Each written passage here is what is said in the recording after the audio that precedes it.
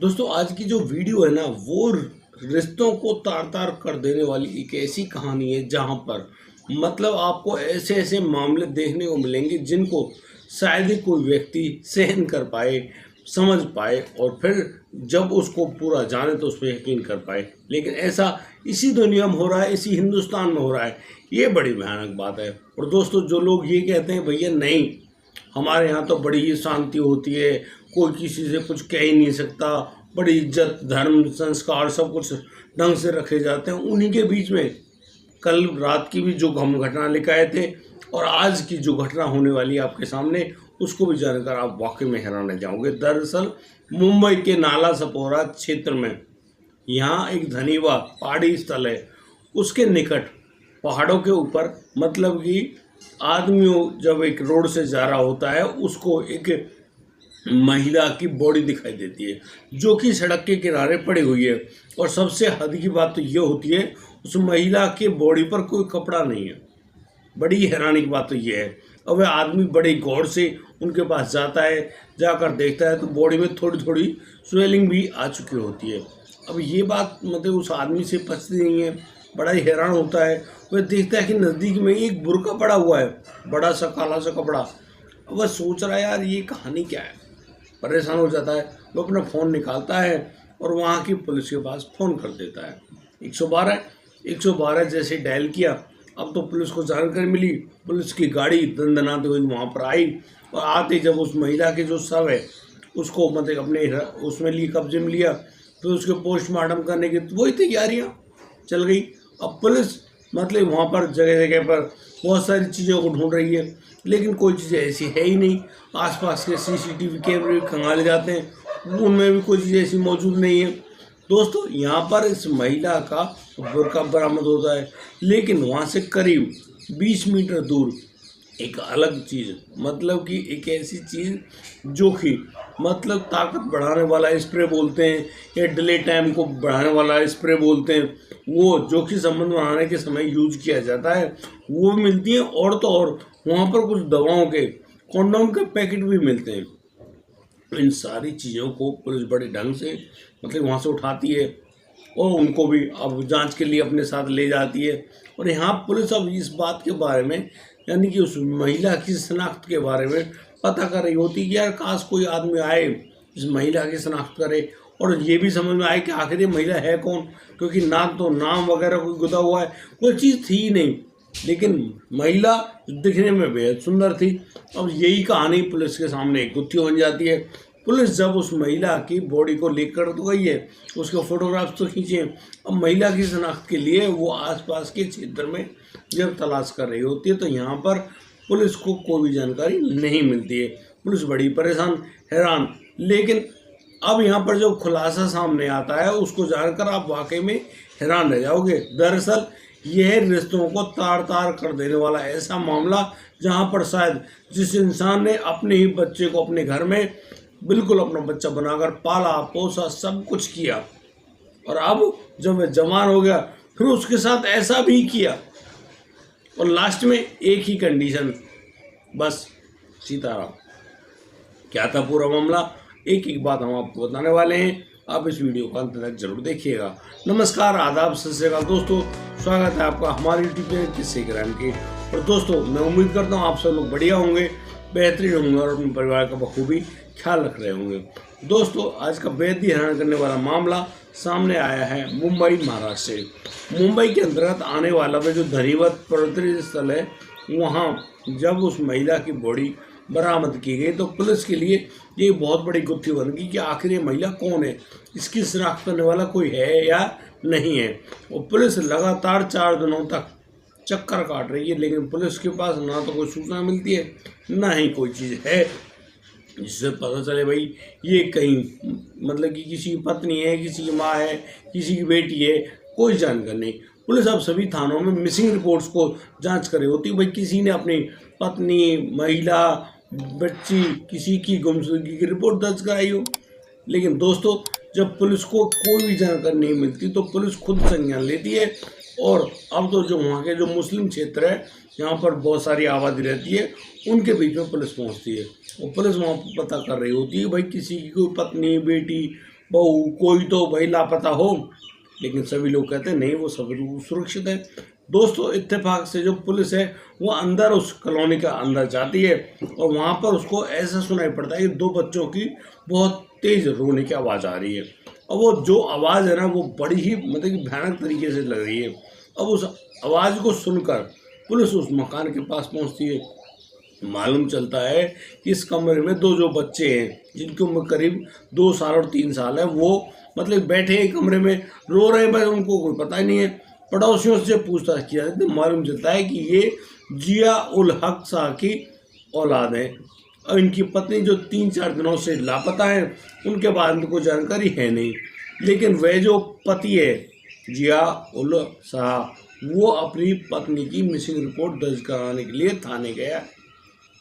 अब जैसे ये जानकारी पुलिस को पता चली, पुलिस अब नज़दीकी थाने में फ़ोन कर देती है और कहती है कि जो भी आदमी वहाँ पर रिपोर्ट दर्ज कराने आया है उसको वहीं पर रोक के रखना।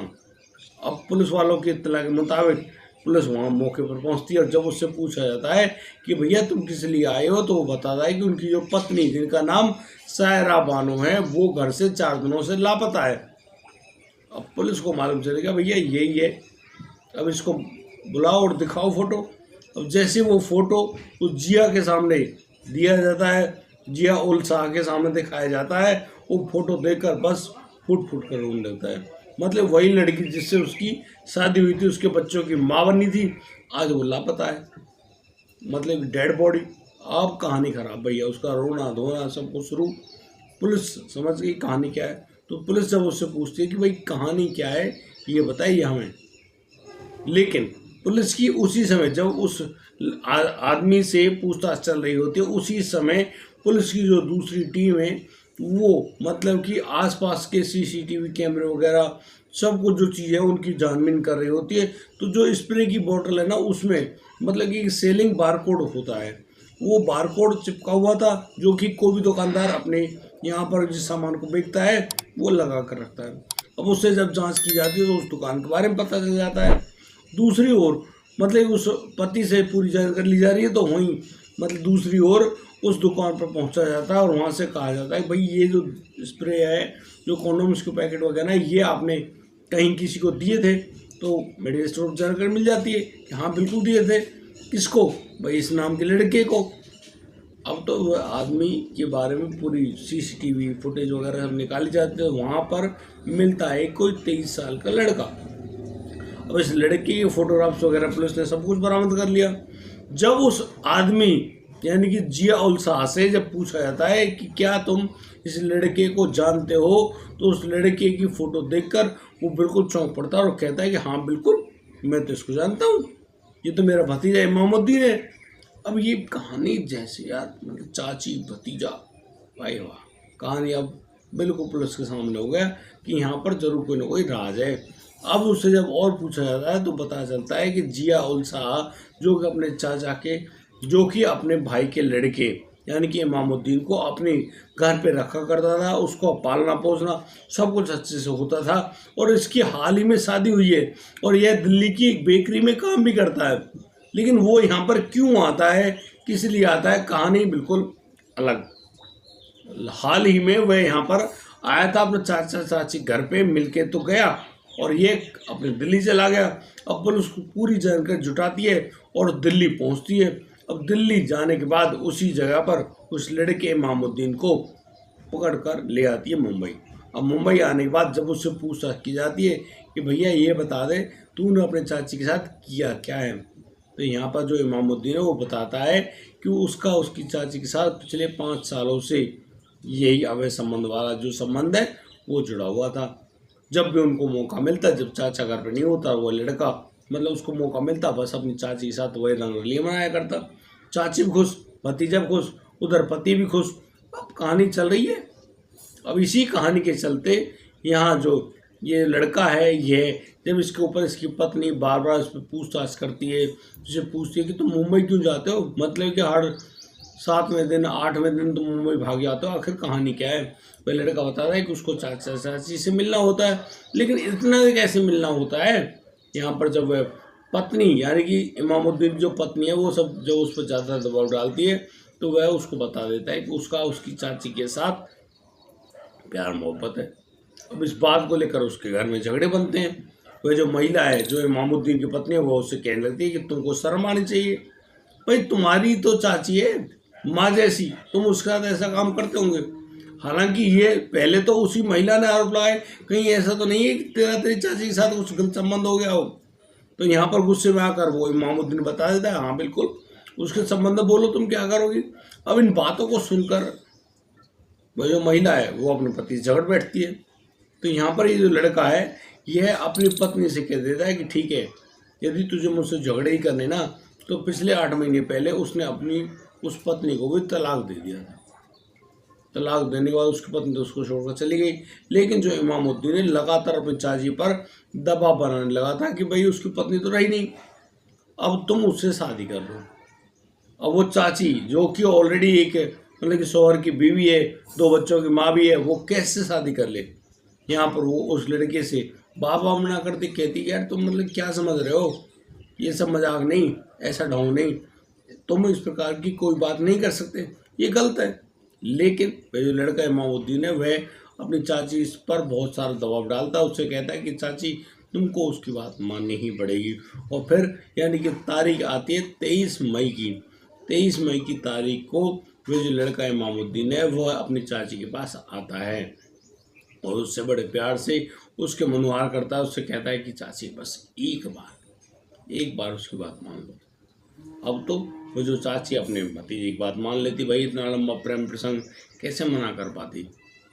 बस उन दोनों के बीच में वहीं पर वही संबंध बनना शुरू हो जाता है। अब वो जो प्रोडक्ट है उनका भी इस्तेमाल किया जाता है इसी सब काम को करने में, यानी कि पूरी प्रक्रिया हो रही होती है। और जब ये जो भतीजा है अपनी चाची के साथ संबंध बना रहा होता है, तो उसी समय ये आदमी, ये जो लड़का है, अपनी चाची के गले को पकड़ लेता है और उसको इतनी कस के दबाता है कि बस वो उसकी चाची झटपटाने लगती है और उसका दी एंड हो जाता है। मतलब कि उसने अपनी चाची की बॉडी को दी एंड कर दिया। यहाँ पर वह उसको बुर्का पहनाता है, उसको लेकर जाता है नाला सपोरा के साइड उस क्षेत्र में जहाँ पर धनी व पर्वतीय स्थल है। वहाँ जाने के बाद उस बॉडी को भी मतलब ठिकान लगा देता है, बुर्का वगैरह उतार देता है। उन जो सामान उसने प्रोडक्ट यूज़ किए थे उनको भी बगल में फेंक कर वहाँ से भाग खड़ा होता है। ये हेलमेट भी पहनता है और हेलमेट में मतलब सोचता है कि शायद वह किसी को नज़र ना आए, और इसी हिसाब से वहाँ की किसी भी CCTV फुटेज में उसकी कोई खास जानकारी नहीं है।